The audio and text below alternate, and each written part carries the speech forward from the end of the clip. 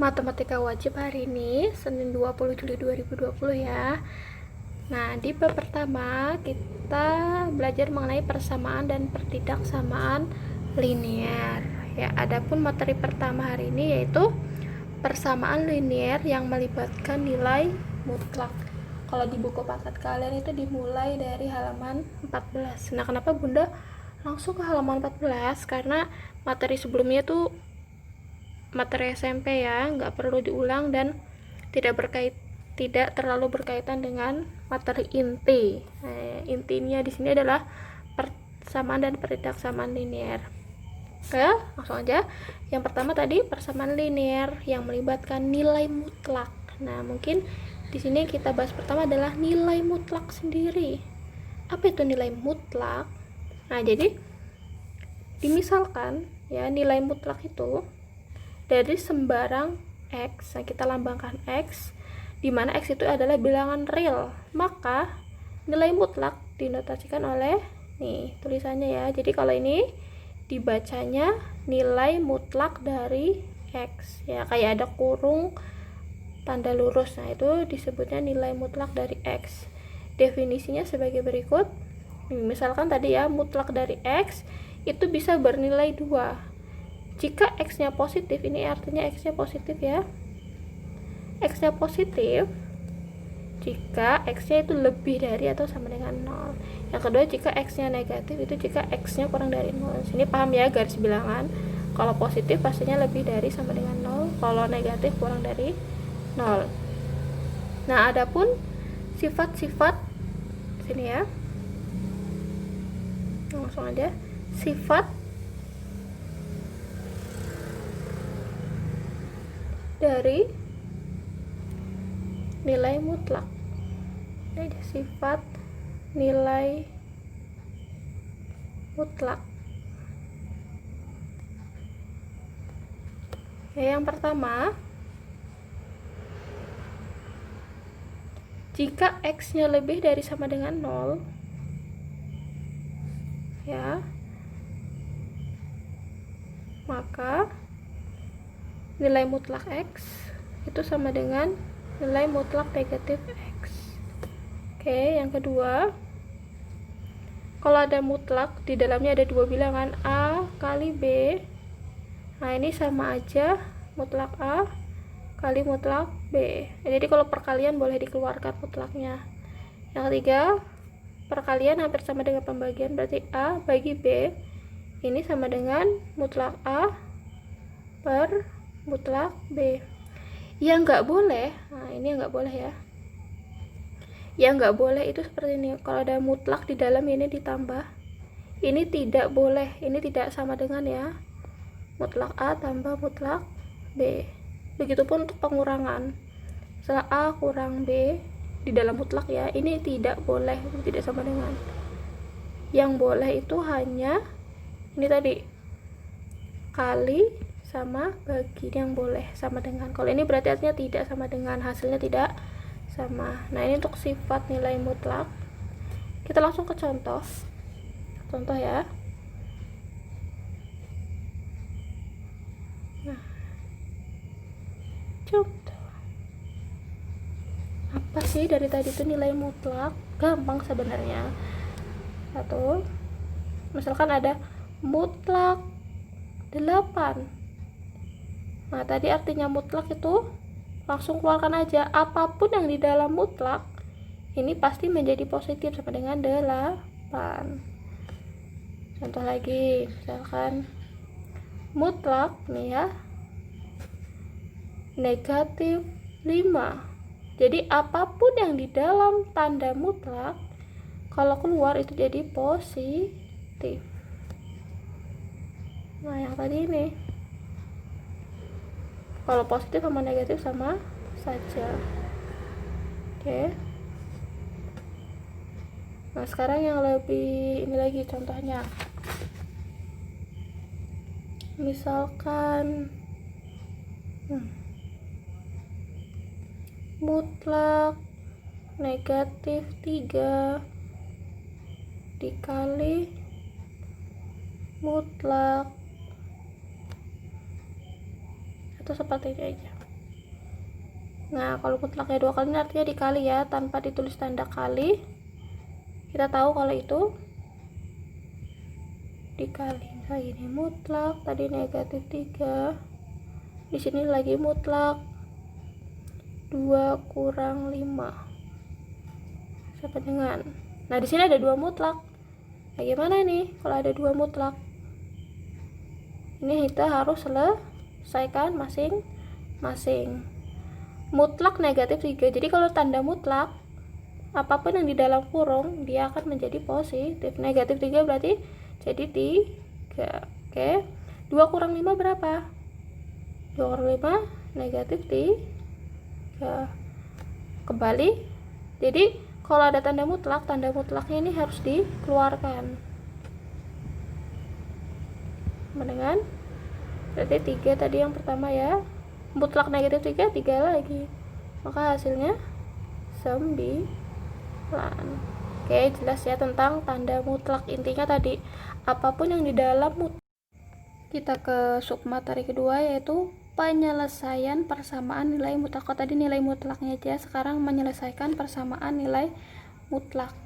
Nah, sebelum ke sini udah akan mengingatkan ya untuk mencari variabel. Misalkan nih ada X tambah 5 sama dengan 7. Nah, berapakah nilai X-nya? Maka tinggal pindah ruas saja ya. X sama dengan, di sini 7-nya tetap ya.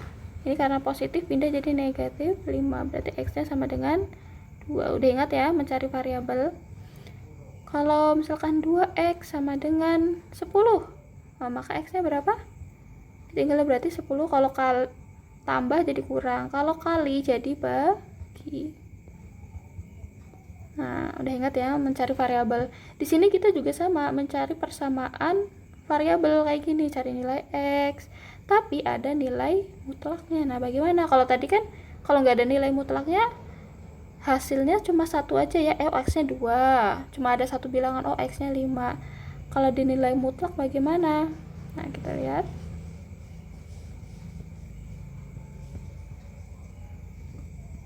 Oke, langsung ke definisinya dulu ya.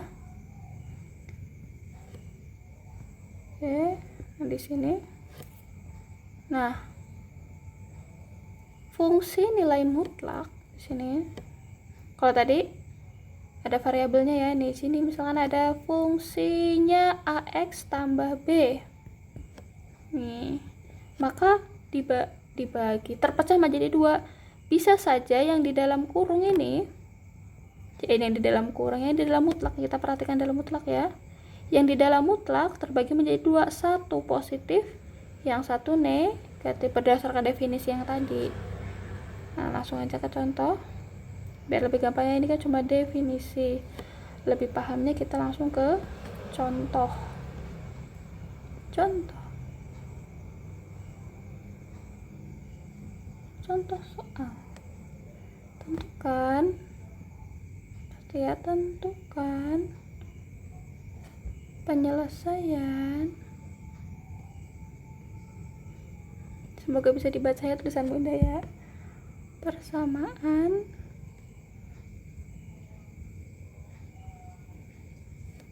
nilai mutlak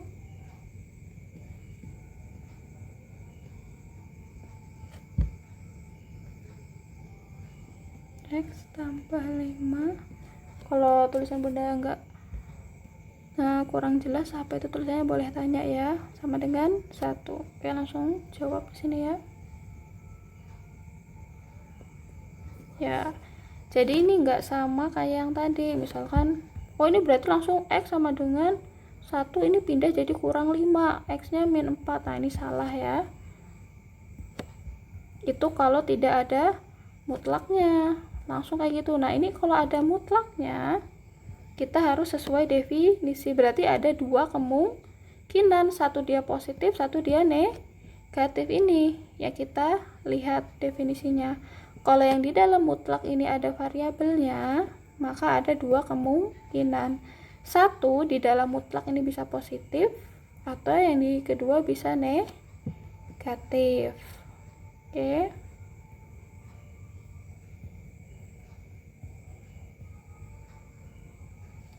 langsung saja. Tadi ya, berarti ada dua kemungkinan.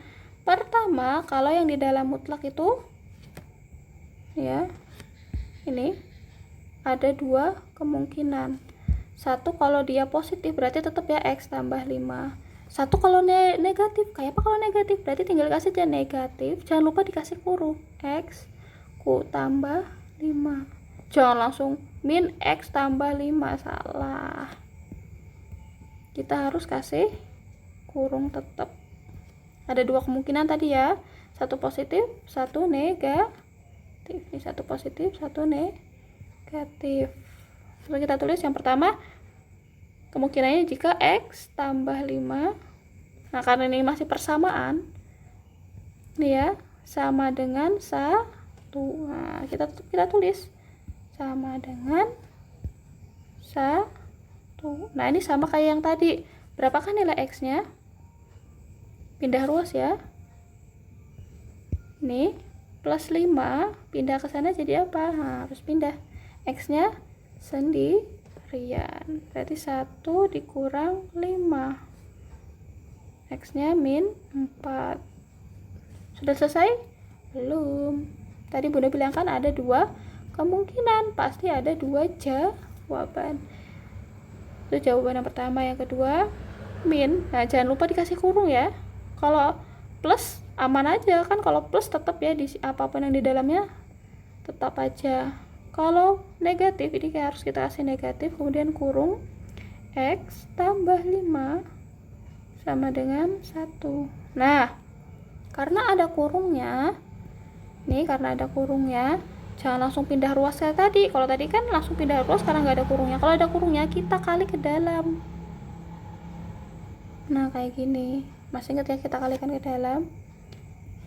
Berarti min kali X, min X, min kali plus 5, min 5 sama dengan 1. Min X tetap 1, min 5 pindah jadi plus 5. Oke, yang ini tadi pindah ya. Ini min 5 pindah jadi plus 5. Nah, di SMP sering sudah ini ya, pindah-pindah ruas, mencari nilai X, mencari nilai Y. Berarti sini berapa? Min X sama dengan 6. Nah, yang diminta itu kan X doang, kayak gini tadi. Yang diminta X aja ya.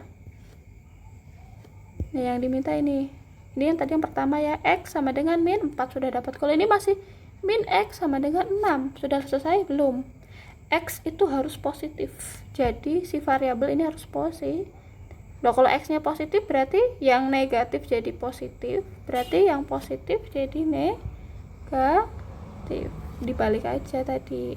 Kalau X-nya masih negatif berarti jadikan positif. Karena lawannya juga harus dibalik. Positif 6 jadi negatif 6. Nah, dapat. Karena yang diminta penyelesaian berarti di sini dalam bentuk himpunan penyelesaian. Nah, tahu ya ini dibacanya apa? Jadi kesimpulan titik 3. Jadi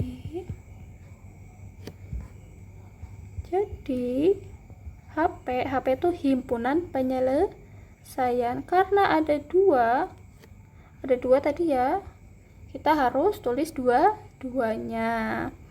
Ditulis yang mana dulu, min 4 atau min 6? Kalau himpunan penyelesaian ingat ya, bilangan itu dimulai dari yang paling kecil. Min 4 sama min 6 kecil mana? Jangan lihat gedenya ya, 4, 6. Lihat ada negatif. Yang paling kecil adalah negatif 6. Ingat kalau negatif makin besar angkanya tapi makin kecil nilainya. Kalau ada negatif. Selesai. Semoga dapat dimengerti ya. Kalau nggak ngerti tanya aja. Ulang lagi videonya. Kalau masih belum ngerti langsung tanya ke Bunda. Terima kasih.